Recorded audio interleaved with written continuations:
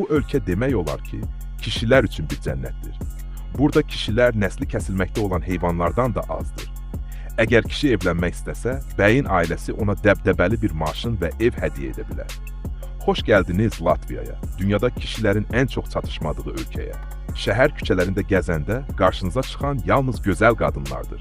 Hündür boylu, ağ dərili və valeh edici. Burada cinslər arasındakı nisbət son dərəcə qeyri-bərabərdir. Əvvəla, qadınlar kişiləri 100 minlərlə sayda üstələyir, təxminən hər 5 qadından biri sevgili tapa bilmir. Latviyada qadınlar evlənmək üçün o qədər həvəslidirlər ki, standartlarını xeyli aşağı salmağa hazırdırlar.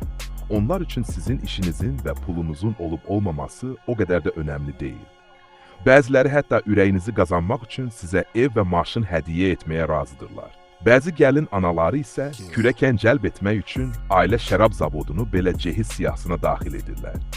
Bütün bunları eşitdikdən sonra siz də Latviyaya gedib kürəkən olmaq istəmirsinizmi?